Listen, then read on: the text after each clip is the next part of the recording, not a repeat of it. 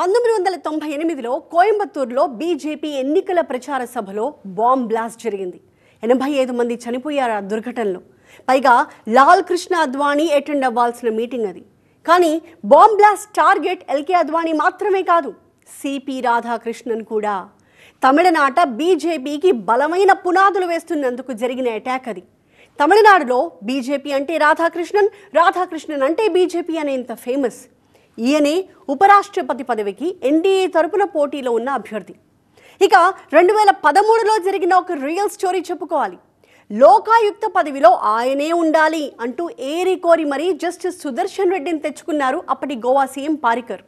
ఆ పదవి స్వీకరిస్తా, కానీ ముఖ్యమంత్రిని సైతం ప్రశ్నించే అధికారం లోకాయుక్తకి ఇస్తేనే వస్తాను అన్నారు జస్టిస్ సుదర్శన్ రెడ్డి. ఆ కండిషన్కి సీఎం ఒప్పుకున్నారు కూడా. అలా లోకాయుక్తగా కూర్చున్న తొలి కేసులోనే అదే గోవా సీఎం పారికర్ని విచారణకి పిలిపించారు. ఇది ఉపరాష్ట్రపతి అభ్యర్థిగా ఇండీ కూటమి తరపున పోటీలో ఉన్న జస్టిస్ సుదర్శన్ రెడ్డి ముక్కుసూటితనం. అందుకే ఈ పోటీలో ఎవరి బలం ఎంత, ఎవరు గెలుస్తారు అనే చర్చ కంటే కూడా వాళ్ళు ఎలాంటి వ్యక్తులు అని తెలుసుకోవడమే ద మోస్ట్ ఇంట్రెస్టింగ్ థింగ్. పైగా రాజకీయ పార్టీలకు కూడా ఇది ఒక అగ్ని పరీక్షే. అన్ని పార్టీలకు ఇద్దరిపైన మంచి అభిప్రాయమే ఉంది. మరి ఎవరు ఎటు ఓటు వేస్తారు?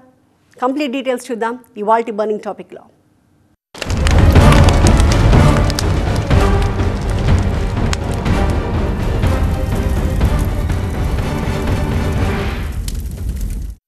ఉపరాష్ట్రపతి ఎన్నిక ఏకగ్రీవమే అనుకున్నారంతా.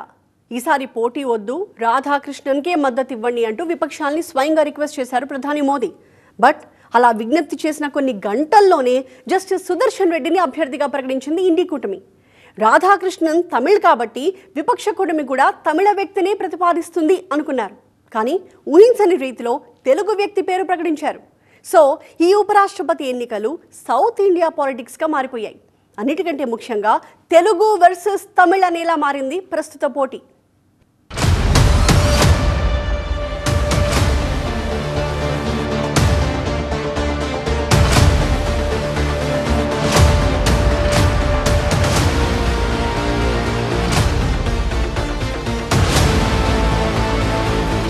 ఉపరాష్ట్రపతి ఎన్నిక తెలుగు రాష్ట్రాల్లో ఖచ్చితంగా రసవత్తరమే.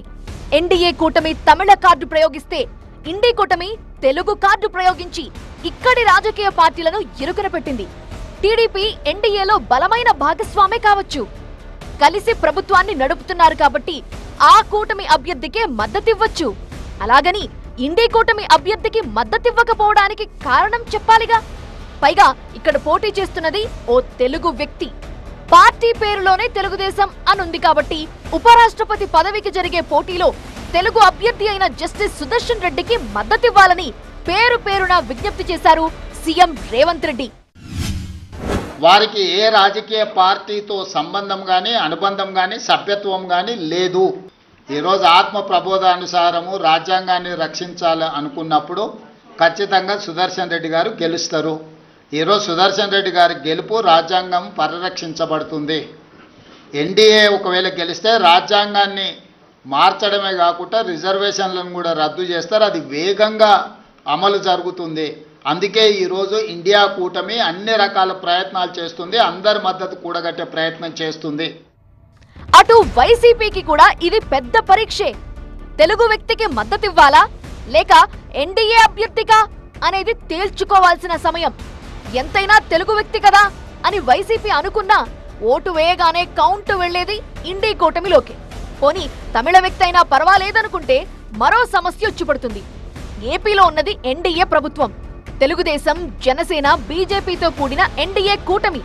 ఉపరాష్ట్రపతి అభ్యర్థిగా సిపి రాధాకృష్ణన్ను నిలబెట్టింది కూడా ఎన్డీఏ కూటమే. అలాంటప్పుడు సిపి రాధాకృష్ణన్ కు మద్దతిస్తారా? మద్దతిచ్చి ఆ తర్వాత వచ్చే రాజకీయ విమర్శలను ఫేస్ చేస్తారా? సింపుల్ గా ఇలాంటి విషయంలో రాజకీయాలు సరికావు అని చెప్పి విమర్శలకు తాళం వేస్తారా? ఒకవేళ వైసీపీ ఎన్డీఏ అభ్యర్థికే మద్దతిచ్చినా రాష్ట్రంలోని టీడీపీ, బీజేపీ, జనసేన నుంచి నెగటివ్ కామెంట్లు వినిపించకపోవచ్చు. ఎందుకంటే స్వయంగా రాజ్నాథ్ సింగే వైఎస్ జగన్ కి ఫోన్ చేసి మద్దతు అడిగారు కాబట్టి. పోటీ ఉండకూడదు, క్లారిటీగా నెంబర్ గేమ్ ఉన్నప్పుడు చూస్తూ మళ్ళీ పోటీ పెట్టడం ఎందుకు అనేది మా అభిప్రాయం.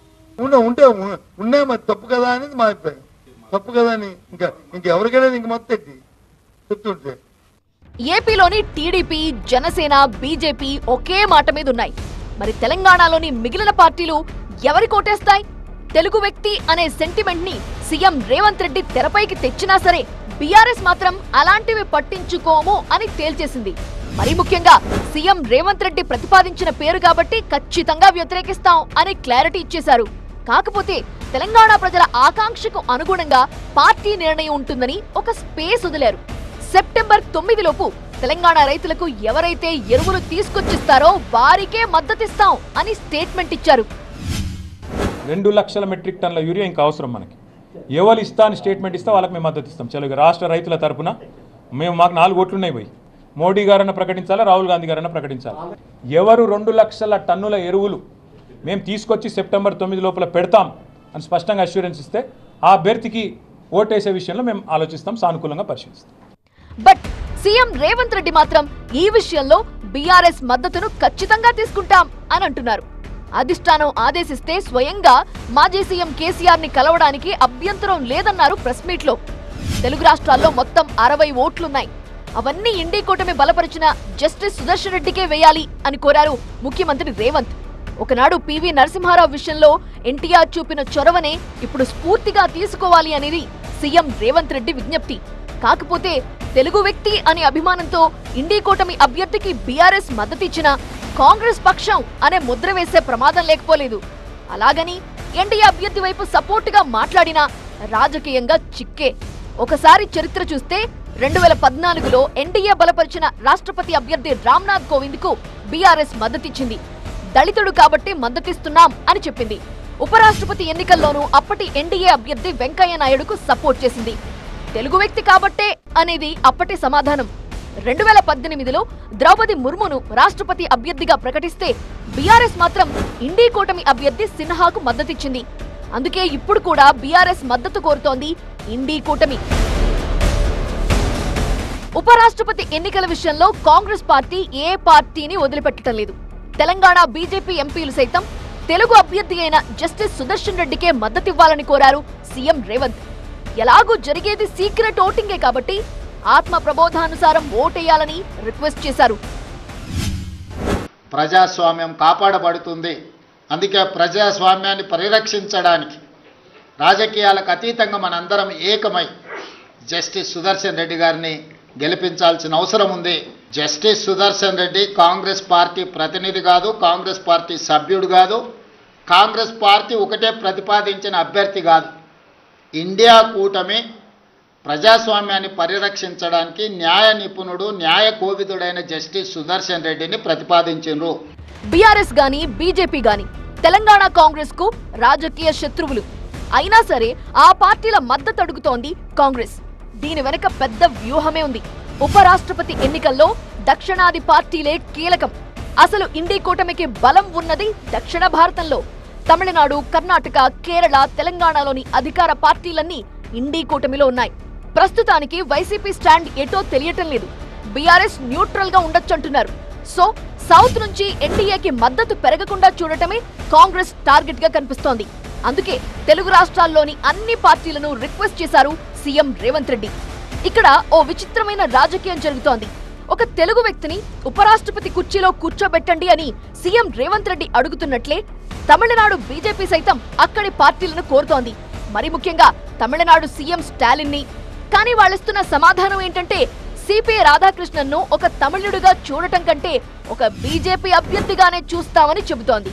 డీఎంకే అధికార ప్రతినిధి ఎలంగోవన్ డైరెక్ట్ స్టేట్మెంట్ ఇచ్చారు కూడా. తెలుగు రాష్ట్రాల్లోని కొన్ని పార్టీలకు తెలుగు వ్యక్తి అనే సెంటిమెంట్ ఎలా అయితే వర్కౌట్ అవటం లేదో తమిళనాడులో కూడా తమిళ వ్యక్తి అనే సెంటిమెంట్ కనిపించడం లేదు. ఎన్డీఏ అభ్యర్థికి స్పష్టమైన మెజారిటీ ఉంది. ఆ పదవికి గౌరవం ఇచ్చి పోటీ పెట్టకపోతేనే బాగుండేది కదా. బొత్స సత్యనారాయణ చేసిన ఈ కామెంట్స్లో వాస్తవం ఉంది.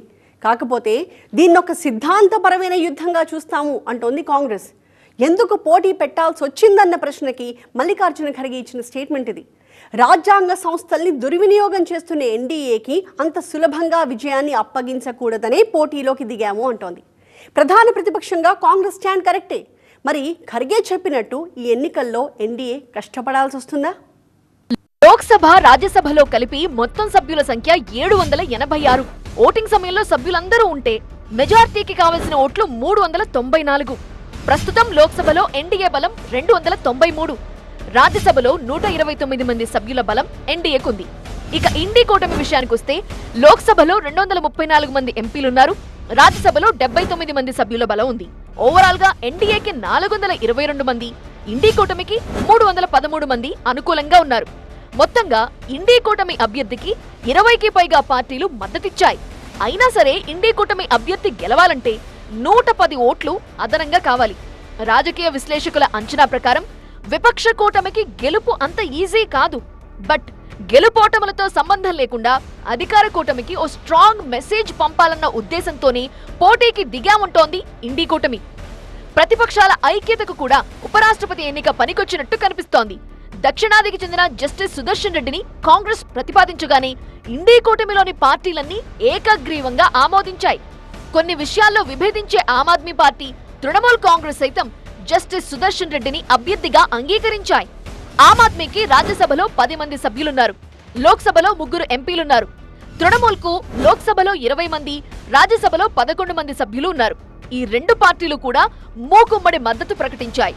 ఇక కమ్యూనిస్టు పార్టీలకు లోక్సభలో 8 మంది ఎంపీలు, రాజ్యసభలో 6 సభ్యుల బలం ఉంది. ఈ పార్టీలు కూడా జస్టిస్ సుదర్శన్ రెడ్డికి ఏకగ్రీవంగా మద్దతిస్తున్నాయి. కేంద్రంపై పోరాటానికి అన్ని అంశాల్లోనూ కలిసికట్టుగా ఉన్నాము అని చెప్పడానికి ఇండీ కూటమికి ఇదొక సమయోచిత సందర్భం అనేది రాజకీయ విశ్లేషకుల వాదన. కాకపోతే స్పష్టత రావాల్సిందల్లా 11 మంది ఎంపీల బలం ఉన్న వైసీపీ నుంచి, 4 ఎంపీలున్న బీఆర్ఎస్ నుంచి. ఈ 2 ప్రాంతీయ పార్టీలు ఇంతవరకు స్పష్టతనివ్వలేదు. భారతదేశంలో 2వ అత్యున్నత రాజ్యాంగ పదవి ఉపరాష్ట్రపతి. పెద్దల సభకే పెద్ద ఈ ఉపరాష్ట్రపతి. అందుకే ఎంపిక చేసే అభ్యర్థుల విషయంలో చాలా జాగ్రత్తలు, ఎన్నో సమీకరణాలని లెక్కలోకి తీసుకుంటాయి పార్టీలు. సాధారణంగా ఉభయ సభల్లో ఎవరికి బలం ఉంటే ఆ పార్టీ అభ్యర్థే గెలుస్తారు. అది కామనే. ఈసారి కూడా అలానే జరుగుతుంది. కాకపోతే ఈ ఎన్నికని బలాబలాలను పక్కన పెట్టి మరీ చూడాల్సిన తరుణం. ఆ ఇద్దరినే ఏరుకోరి ఎందుకని అభ్యర్థులుగా ప్రకటించారో ఖచ్చితంగా తెలుసుకోవాల్సిన సందర్భం. అసలు ఎందుకని ఈ హేమాహేమీల గురించి మనం తెలుసుకోవాలి. మరొక్కసారి 2013కి వెళదాం. గోవా లోకాయుక్తగా జస్టిస్ సుదర్శన్ రెడ్డిని సెలెక్ట్ చేయాలనుకుంటున్నట్టు పార్టీ నేతలకు చెప్పారు ఆనాటి సీఎం మనోహర్ పారికర్. అది చెప్పగానే పార్టీ లీడర్లు ఆశ్చర్యపోయారు. కారణం ఆయన నిక్కచ్చిగా స్వతంత్రంగా ఆలోచించే వ్యక్తి కావడమే. అంతేకాదు బీజేపీ భావజాలాన్ని ససేమిరా ఇష్టపడరని సీఎంకి బహిరంగంగానే చెప్పారు. అయినా సరే ఆయనే గోవా తొలి లోకాయుక్తగా రావాలి అన్నారట సీఎం మనోహర్ పారికర్. భావజాలాలకు, సిద్ధాంతాలకు అతీతంగా ఉండే జస్టిస్ సుదర్శన్ రెడ్డి లాంటి వ్యక్తే లోకాయుక్తగా ఉండాలని పట్టుపట్టారట. ఇదే విషయాన్ని జస్టిస్ సుదర్శన్ రెడ్డికి స్వయంగా ఫోన్ చేసి చెప్పారు అప్పటి సీఎం పారికర్. బట్ సీఎం ఇచ్చిన ఆఫర్ని అంత ఈజీగా ఒప్పుకోలేదు జస్టిస్ సుదర్శన్ రెడ్డి. లోకాయుక్త చట్టం కాపీలను తెప్పించుకుని చదివారు. అందులో లోపాలున్నాయి. తాను ఆ పదవి స్వీకరించబోనని నేరుగా సీఎంకి చెప్పారు. ఆ లోపాలేంటో చెబితే సవరిస్తాను అని అప్పటి గోవా సీఎం నుంచి ఆఫర్ వచ్చింది. అందులో ముఖ్యమైనది లోకాయుక్తకి ముఖ్యమంత్రిని సైతం విచారించే అధికారం అప్పగించడం. సాధారణంగా ఎవరు ఒప్పుకోరు గాని పారికర్ దానికి అంగీకరించారు. తనకు కావాల్సిన సిబ్బందిని తానే నియమించుకుంటాననే కండిషన్ పెట్టారు సుదర్శన్ రెడ్డి. దానికి కూడా సీఎం పారికర్ ఒప్పుకున్నారు. ఏరి కోరి గోవా లోకాయుక్తగా తీసుకున్న తర్వాత జస్టిస్ సుదర్శన్ రెడ్డి టేకప్ చేసిన ఫస్ట్ కేసు ఎవరిదో తెలుసా? ఆనాటి గోవా సీఎం పారికర్ది. ఆయనపై వచ్చిన ఆరోపణలను విచారించేందుకు పారికర్ని తన ఆఫీస్కే పిలిపించారాయన. అంటే ఎవ్వరికీ తల వంచని మనస్తత్వం justice Sudarshan Reddy.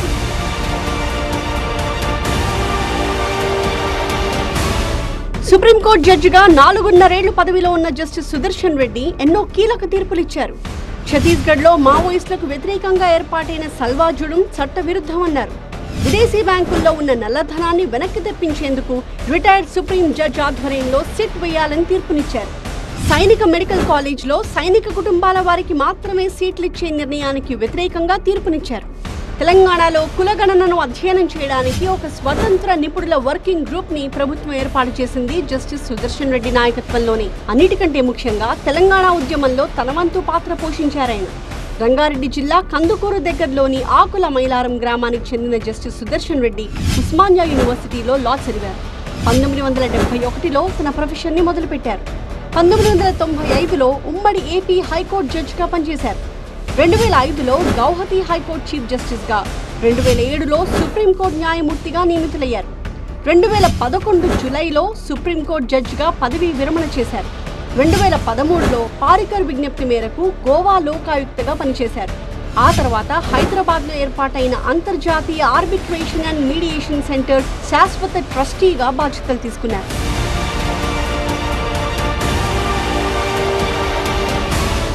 The cases that India forgot, భారతదేశం మర్చిపోయిన కేసులు అనే పేరుతో రాజ్యాంగ నిపుణులు చంద్రచూడ్ ఒక పుస్తకం రాశారు.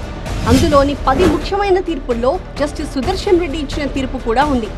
45వ supreme court chief justice Deepak Misra అభిశంసనకు 7 ప్రతిపక్షాలు రాజ్యసభ చైర్మన్ కి పిటిషన్ ఇచ్చాయి.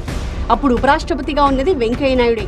ఆ పిటిషన్ పై నిర్ణయం తీసుకునే ముందు వెంకయ్యనాయుడు న్యాయ సలహా తీసుకున్నది జస్టిస్ సుదర్శన్ రెడ్డి నుంచే. ఇప్పుడు ఉపరాష్ట్రపతి అభ్యర్థిగా జస్టిస్ సుదర్శన్ రెడ్డిని ప్రకటించి వివిధ పార్టీలను ఇరకాటంలో పెట్టారు అనే మాట ఎందుకు వస్తోందంటే ఆయనకున్న నిజాయితీ, ట్రాక్ రికార్డే అందుకు కారణం. పర్సనల్గా, ప్రొఫెషనల్గా ఎలాంటి మచ్చ లేకుండా సాగుతున్నారాయన. అందులోనూ రాజకీయాలకు అతీతుడు. అంతేకాదు, ఈ దేశంలో అత్యంత నిక్కచ్చిగా పనిచేసిన సుప్రీంకోర్టు చీఫ్ జస్టిస్లలో ఒకరైన జస్టిస్ హిదయతుల్లా బాటలో నడిచిన న్యాయ కోవిదుడు జస్టిస్ సుదర్శన్ రెడ్డి. ఇక ఎన్డీఏ అభ్యర్థి సిపి రాధాకృష్ణన్ హిస్టరీ కూడా ఘనమే. మామూలుగా 16 ఏళ్ల వయసు కుర్రాళ్లు ఎలా ఉంటారో అందరికీ తెలుసు. కానీ అదే 16 ఏళ్ల వయసులో ఆర్ఎస్ఎస్కే తన జీవితం అంకితం అంటూ అటువైపుగా నడిచారు. చిన్న వయసులోనే తిరుపూర్ పట్టణ సంఘ్ చాలక్గా బాధ్యతలు చేపట్టారు. ఆ తర్వాత జిల్లా సంఘ్ చాలక్ పదవి స్వీకరించారు. 1974లో ఎమర్జెన్సీకి ముందు జనసంఘ్లో జాయిన్ అయ్యారు రాధాకృష్ణన్. 1980లో జనసంఘ్ బీజేపీగా మారిన తర్వాత మాజీ ప్రధాని అటల్ బిహారీ వాజ్పేయికి సహాయకుడిగా పనిచేశారు. ఒక విధంగా బీజేపీ పట్ల రాధాకృష్ణన్కి ఉన్న నిబద్ధత తిరుగులేనిది అని చెబుతూ ఉంటారు ఆ పార్టీ నేతలు. తమిళనాడు చట్టసభల్లో బీజేపీకి స్థానం కల్పించడం కోసం చాలా కష్టపడ్డారాయన. ఏకంగా 19,000 కిలోమీటర్ల పాదయాత్ర చేపట్టారు.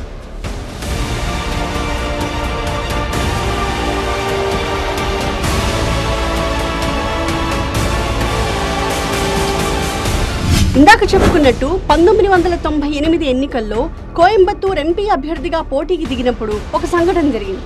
బీజేపీ అగ్రనేతల్లో ఒకరైన ఎల్కే అద్వానీతో కలిసి ఒక సభలో ప్రసంగించాల్సి ఉంది. అదే సమయంలో ఒక జర్నలిస్ట్కి ఇచ్చిన ఇంటర్వ్యూ కారణంగా ఎల్కే అద్వానీని ఎయిర్పోర్ట్లో రిసీవ్ చేసుకోవడం ఆలస్యమైంది. ఆ ఆలస్యమే ఈ ఇద్దరి ప్రాణాలను కాపాడింది. తమిళనాడులో బీజేపీని, ఆర్ఎస్ఎస్ని బలోపేతం చేస్తున్నారు అంటూ తీవ్రవాదులు సిపి రాధాకృష్ణన్ని టార్గెట్ చేసి బాంబులు పెట్టారు. ఆ బాంబ్ బ్లాస్ట్ లో 85 మంది చనిపోయారు. ఆలస్యంగా వెళ్లిన కారణంగా రాధాకృష్ణన్, ఎల్కే అద్వానీ బయటపడగలిగారు. ఆ సంఘటన తర్వాత కోయంబత్తూరు ఓటర్లు రాధాకృష్ణన్ని భారీ మెజారిటీతో గెలిపించారు. 2 సార్లు బీజేపీ ఎంపీగా గెలిచిన రాధాకృష్ణన్ను 2023లో జార్ఖండ్ గవర్నర్గా నియమించారు. 2024లో తెలంగాణకు అదనపు గవర్నర్గా బాధ్యతలు తీసుకున్నారాయన. 2024 జూలై 31 నుంచి మహారాష్ట్ర గవర్నర్గా కొనసాగుతున్నారు. ఉపరాష్ట్రపతి పదవి రేసులో ఉన్న జస్టిస్ సుదర్శన్ రెడ్డి, సిపి రాధాకృష్ణన్ ఇద్దరు ఎవరి రంగాల్లో వాళ్ళు ఉద్దండులే. ఇద్దరు హేమాహేమీలే. అందుకే ఇక్కడ బలాబలాలను ముందే అంచనా వేసి ఒకరు గెలుస్తారు, ఒకరు ఓడిపోతారు అని చూడడం కంటే ఇద్దరి బ్యాక్గ్రౌండ్ని ఒకసారి చూడాలి అంటారు రాజకీయ విశ్లేషకులు. చూడాలి మరి ఈ తెలుగు వర్సెస్ తమిళ్ ఎపిసోడ్ ఏ రకంగా సాగుతుందో. ఇది ఇవాల్టి బర్నింగ్ టాపిక్. చూస్తూనే ఉండండి TV9.